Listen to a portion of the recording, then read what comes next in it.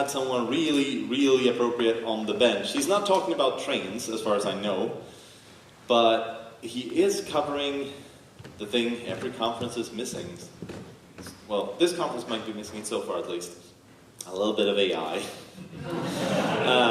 No, actually, it's computer vision, I suppose.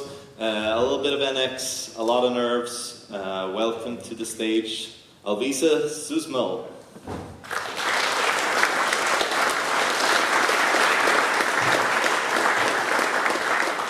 Or also poetic coding.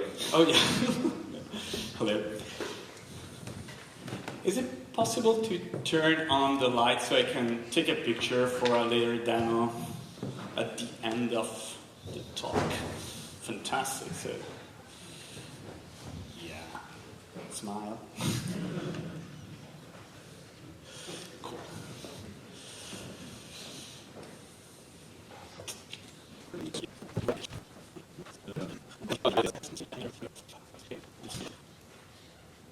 Let's get started. So, the goal of this talk is to actually give you something at the end. I mean, not the hardware, but have something you can run, like vision models on, in this case, Raspberry Pi with a Hailo module. So the idea is to give you an overview on how to run vision models, in this case, object detection models, on nerves with the Raspberry Pi plus a Hailo hat, which is exactly this device here.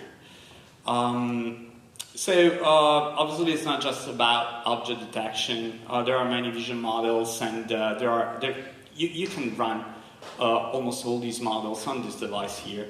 So from the simplest classification plus and localization, object detection, which is a mix of the two, segmentation, image caption generator, which is actually you move from vision to sequence, so you start to mix vision plus sequence models, then transformers, then you can also run image generation.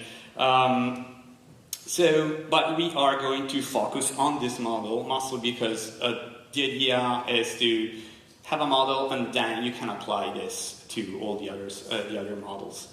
So object detection tries to solve two problems, which is localization and classification. So and it's a multi-class localization and classification, meaning what we want is to go from one image and get bounding boxes, coordinates, and size of the bounding boxes and probabilities. In this case, you get x, y, h, and w values, which is a regression problem, and you get a probability, which is a classification. In this case, track 70%. Use cases. There are a ton of use cases, and reason why I think object detection is, in general, is a cool example of vision that can be applied in many industries. From automotive, most of the examples you see around are in the automotive industries. From dash cams, you can run these models nowadays on devices like this, so you can have car detection, speed sign detection, speed limit detection, parking tolling, meaning detection of the car plates, and then you run OCR models to get the plate number. Manufacturing, so different industry, manufacturing to have a QA, defect detection, and barcode region. So there are plenty of uses. Sports media, to track the ball. In the case of a football match, you track the ball, you track the players, and you can do an analysis on that. Some of these are real-time, automotive. Most of these must be real-time and run on local devices. Some others can be post-processing, like sports and media for analysis can be post-processing. So there are many object detection models. The most recent are transformers. This case, YOLO is a CNN, a convolutional neural network. This was the paper, that's the link of the paper, 2015. This is the first network, YOLO network, which is kind of old. I mean, 10 years in this field is a lot. But this was a breakthrough because brought a convolutional neural network, just one convolutional neural network, where we get from the image to the confidence, so to the bounding box and probability in one shot with one single network, meaning much easier to train, faster, and that was one of the first networks that was able to do object detection in real time on a PC. And there is a cool YouTube video about the builder of this network, who you find also in the paper, about showing this for the first time with actually a laptop. And the newer, nowadays there are other networks with the same idea, but neural networks, for example, ultralytics, V8, V11, V12, now V12. You have fully convolutional neural network, meaning, so what's the advantage compared to that? Here we have what are called dense layers. In the new architectures, we have only convolutional or mostly convolutional layers, meaning that even if the architecture has been trained on 640 by 640 images, which is quite common, we are able to use different image resolutions, obviously at the cost of computation, but so we are not fixed with the input size, which is something we can't do with this type of network. For example, with this first network, we couldn't do something like this. And the advantage is that if we are able, because the current networks, the network we are going to try on this device, it's called YOLO V8, M stands for the size of the network, the model. What it does is to resize the image to a 640 by 640, meaning if we get an image from a dashcam, which is 1080p, the image is resized to a 640 by 640. Now, if we try to detect a car plate, the car plate is already small in a 1080p image, so think about shrinking it into a 640 by 640, it becomes just a few pixels.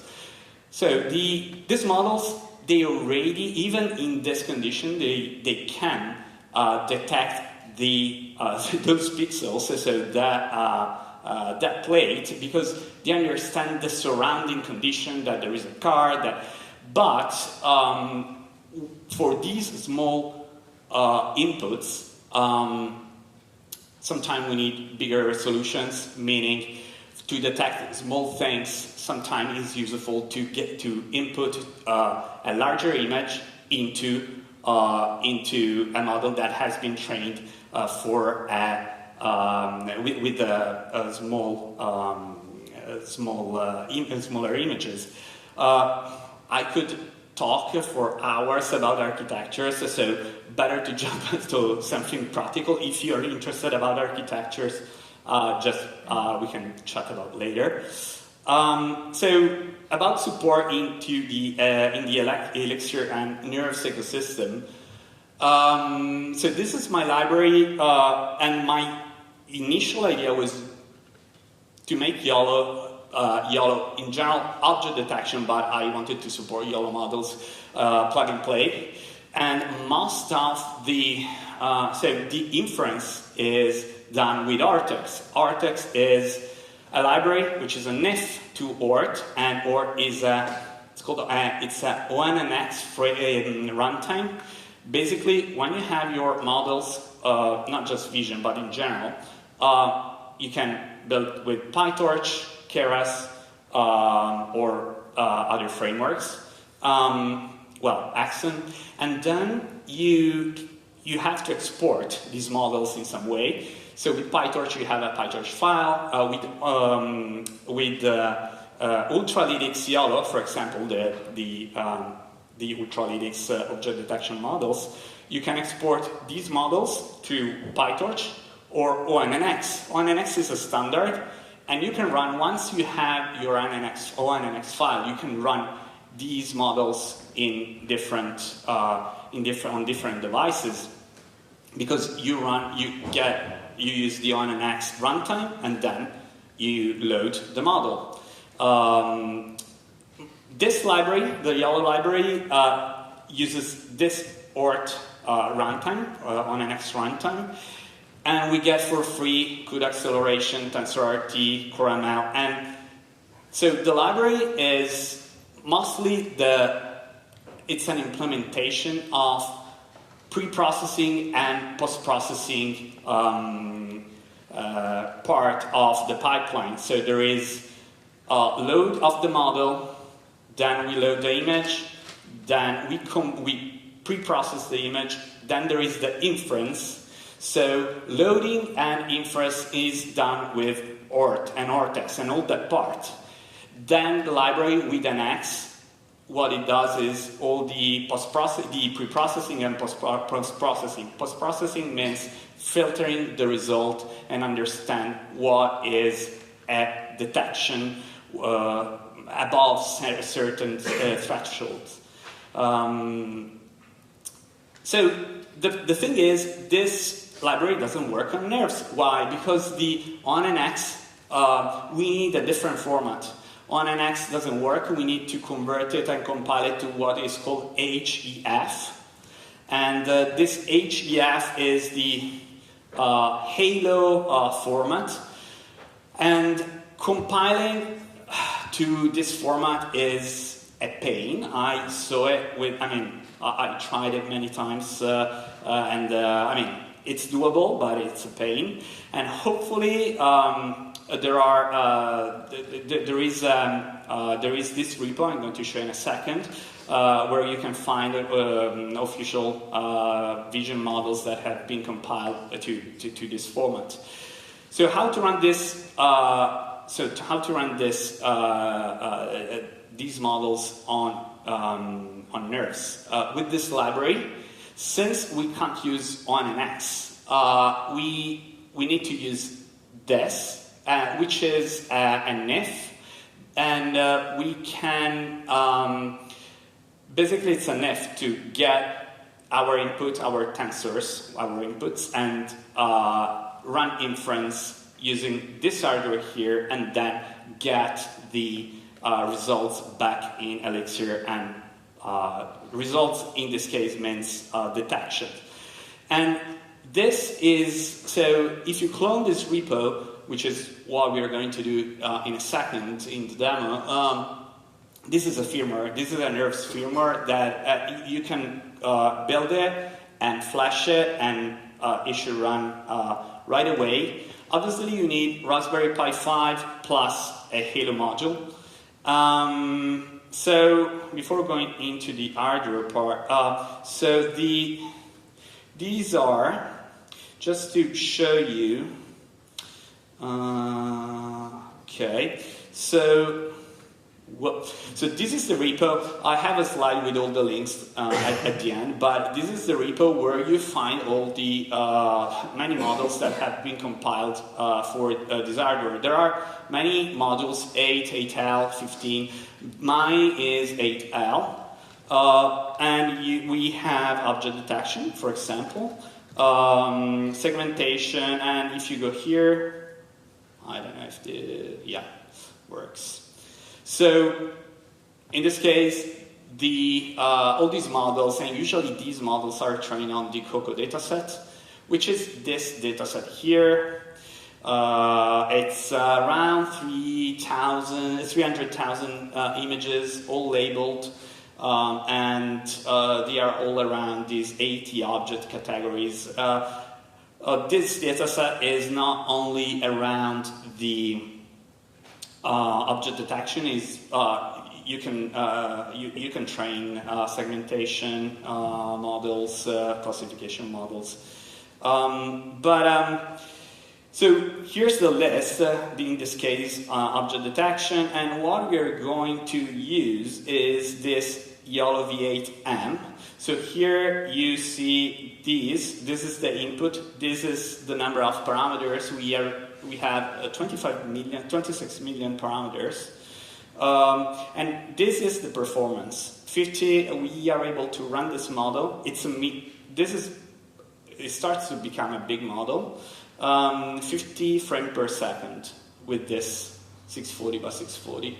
With a minimum average precision of 48. This is the accuracy. And yeah, there are many other models you can, you can play, you can take a look at this, at the repo. There are pose detection, face detection.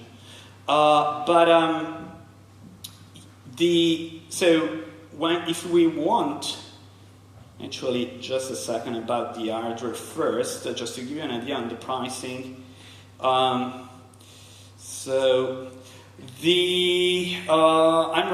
have the Hailo 8L. I don't know what L stands for. Low budget, probably. I don't know, but it's the cheaper one. It's around 70 euros. Probably is cheaper than this. And for inference, it runs at around 1.5 watt, and the other one it runs at double the speed, and it runs at 2.5 watts, and it should isolate around $120. It really depends where. This was on Amazon for sure. You can find cheaper in other stores. And something to mention why we want to run these models on an edge device, because sometimes there are mostly two cases. One is when we don't have the time to wait for the response and we can't afford the disconnection. Automotive, especially ADAS system, we need to run this model locally. And sometimes, for example, for agriculture, remote sites, we don't have connection, or there is a poor connection. And some other times, privacy, we don't want that the video stream leaves the device, mostly healthcare. So let's see a demo, and let's see if this powers up.